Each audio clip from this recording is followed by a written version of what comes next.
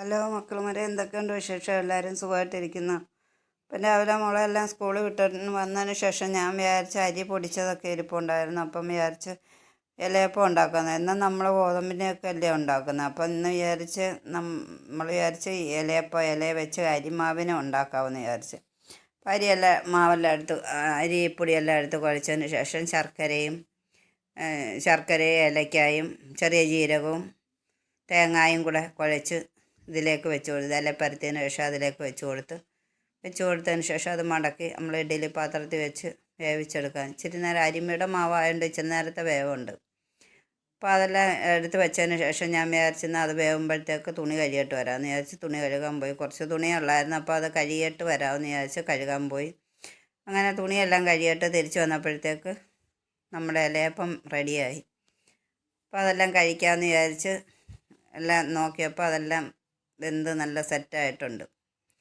അപ്പോൾ എല്ലാം ഒരെണ്ണം എടുത്ത് കഴിച്ച് കഴിഞ്ഞപ്പോഴത്തേക്ക് അടുത്ത പരിപാടിയിലേക്ക് പോയി. എല്ലാം ഇതെന്ന് പറഞ്ഞു കഴിഞ്ഞാൽ നമ്മുടെ ഇതിൻ്റെ ഉള്ളിൽ വെളുത്തിരിക്കുന്നതെന്ന് പറഞ്ഞാൽ നമ്മൾ ഈ ചുമന്ന ശർക്കരയല്ലായിരുന്നു, വെളുത്ത ശർക്കരയായിരുന്നു. അപ്പോൾ അത് നമ്മൾ അത്രയും ചുവപ്പ് കളർ വരത്തില്ല, എങ്കിലും ഭയങ്കര മധുരമായിരുന്നു, നല്ല ടേസ്റ്റായിരുന്നു. അപ്പോൾ എല്ലാവരും ഇങ്ങനെ ഒന്ന് ഉണ്ടാക്കി നോക്കുക. അരിമാവിനുണ്ടാക്കുമ്പോൾ നല്ല സൂപ്പർ ടേസ്റ്റാണ്. ഇങ്ങനെ ഉണ്ടാക്കി കഴിക്കാനും നല്ലതാണ്. അപ്പോൾ എല്ലാവരും ഇങ്ങനൊന്നും ഉണ്ടാക്കി കഴിക്കുക. അപ്പോൾ ഞങ്ങളിത് കഴിക്കുകയാണ്. പിന്നെ അപ്പോഴത്തേക്ക് അടുത്ത ജോലിയിലേക്ക് ആയി. ഉച്ചത്തെ പരിപാടി നോക്കാമെന്ന് വിചാരിച്ച്. പിന്നെ ഉച്ചത്തെ പരിപാടിയിലേക്ക് എല്ലാ അരിയെല്ലാം അടപ്പയിട്ടതിന് ശേഷം അങ്ങനെ നിൽക്കുമ്പോഴാണ് മീൻകാരൻ ഇങ്ങനെ വരുന്നത്. അപ്പം മീൻ മേടിക്കാനാവെന്ന് വിചാരിച്ച് അങ്ങനെ മീൻകാരൻ വന്ന് മീൻ മേടിക്കാൻ ചെന്നപ്പോഴത്തേക്ക് മത്തി മീനായിരുന്നു. അപ്പോൾ എന്നും മത്തിയാണ്, കൊച്ചു മത്തി.